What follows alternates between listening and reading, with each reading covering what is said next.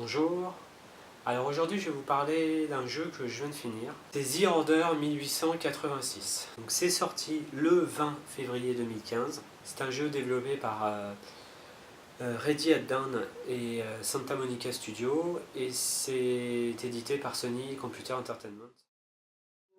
Ça c'est une édition limitée, comme ils aiment bien en faire maintenant, donc elle n'a pas grand chose d'extraordinaire, mis à part son petit steelbook, son petit boîtier en métal, qui est fort joli d'ailleurs. Et puis il y a 2-3 codes à l'intérieur, dont je n'ai même pas utilisé d'ailleurs, pour avoir des costumes et des nouvelles armes. Enfin, bon. C'est un jeu que je viens de finir. Alors, nous sommes début mars et j'ai mis un peu de temps à le finir. C'était voulu. Alors pourquoi Qu'est-ce qui s'est passé en fait donc 2-3 semaines avant la sortie du jeu, sur les forums de jeux sur internet, il y a eu un gros bashing sur ce jeu, sur le fait qu'il ne durerait que 3 heures au niveau du jeu et 3 heures en cinématique, ce qui est relativement court. Donc je me suis dit, si le jeu est pas très long, on va pas faire du speedrun et finir le jeu en une après-midi pour courir le revendre, parce que l'intérêt n'était pas là, l'intérêt était de prendre du plaisir à jouer. Ce jeu, c'est spécial. C'est quand même, enfin, j'appellerais ça plutôt une expérience. C'est très cinématographique. Ça se passe en Angleterre. C'est l'Angleterre victorienne. Donc c'est vrai que le jeu, c'est pas Mario, quoi. C'est pas des couleurs bleues, flashy, rouge, pastel. C'est pas ça du tout. C'est très gris. C'est très, il y a beaucoup de brouillard, le fameux fog anglais. Euh, il y a la moitié des cinématiques, un peu plus d'ailleurs, et le reste c'est du TPS. Donc en gros c'est du Gear of War.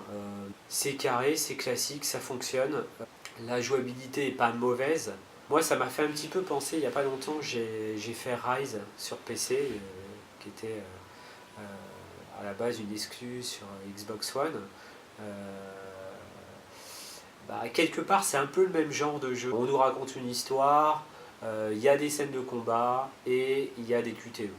Alors moi qui ne suis pas du tout fan des QTE, faut relativiser la chose. Dans The Order, les QTE sont nombreux, courts et très faciles.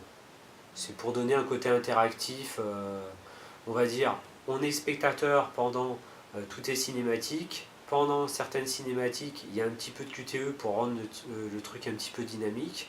Et après, on a du jeu à la Gear of War, donc du TPS. On se planque derrière des murs, on se planque derrière des tonneaux, des barricades, des choses comme ça.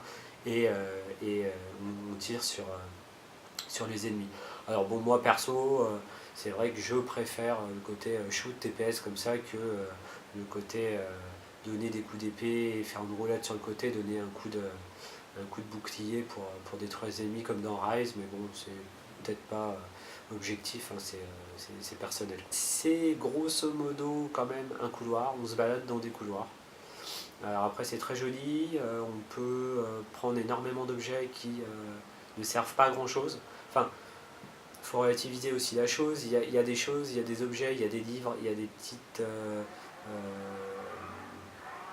lettres qui, si on les lit, apportent quelque chose à l'histoire, à l'univers. Ça l'enrichit, encore une fois, c'est très narratif. Mais sinon, c'est un couloir, on peut pas trop se tromper, c'est un peu tout droit, des fois ça tourne, mais bon, de toute façon, en gros, il n'y a souvent qu'un endroit où on peut escalader, donc si on ne sait pas où c'est, on fait le tour des murs, et puis à un moment, ça fonctionne, on passe à une autre pièce. C'est vrai que toute l'intrigue est un peu sur le fait de savoir qui est le traître. Et bon, le traître, c'est vrai que bon, on va dire qu'au bout d'un quart d'heure, on avait un petit peu son idée, je vais pas spoiler le truc, quoi, mais sur la personne qui était un traître, quoi. C'était un peu marqué sur son front. Donc, mais voilà. Après, au niveau du moteur, c'est simplement extraordinaire, quoi. C'est sûrement à l'heure actuelle le jeu le plus beau que j'ai jamais vu sur toute plateforme confondue, même le PC. gros PC, je joue beaucoup sur PC.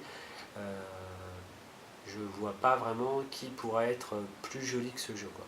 Il y a des shaders de partout, il y a des reflets, dans les miroirs, dans les flaques d'eau, il y a des couchers de soleil sur les docks des ports, il y a vraiment des effets de brouillard, de fumée, on a pratiquement l'impression d'être dans quelque chose en image de synthèse, c'est très très très très très joli. Donc au niveau immersif, ça fonctionne si on adhère à cet univers. Je veux vraiment revenir à chaque fois là-dessus, c'est vraiment très important. Moi j'ai trouvé ça assez agréable. Il y a un univers qui est très travaillé, très recherché, les costumes sont très jolis, les monstres le design des licans sont vraiment très sympas. Tout ce qui est musique, c'est vraiment très bien aussi. Non, donc dans l'ensemble, techniquement, il y a vraiment rien à dire. Après, on sent que c'est, quand on l'a fini, que c'est un peu une introduction à une franchise. Enfin, moi, je le vois comme ça. Je pense que c'est un jeu qui a une gestation de à peu près 5 ans et il y a dû bien avoir 3 ans, 3 ans et demi facile la création du moteur, qui est encore une fois splendide.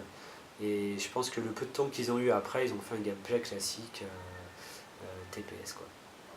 Donc,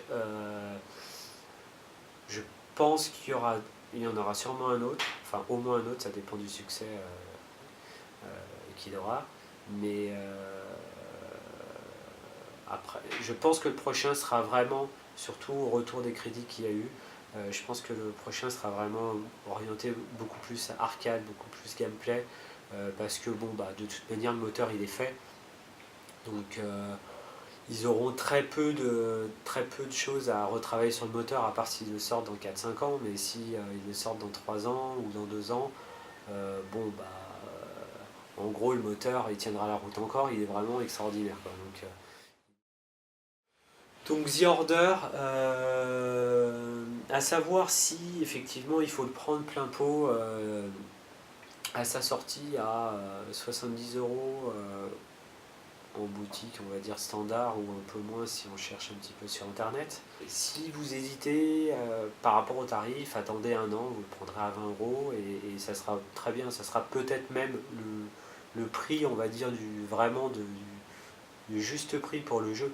Après, bon, c'est des triple A, ça coûte une fortune à faire bah, il faut bien qu'il y ait des gens à sa sortie qui dépensent 50 ou 70 € pour pouvoir que des jeux comme ça soient créés. Sinon, si tous les jeux étaient à 10 €, on n'aurait jamais des triple A, quoi. Faut pas rêver non plus, quoi.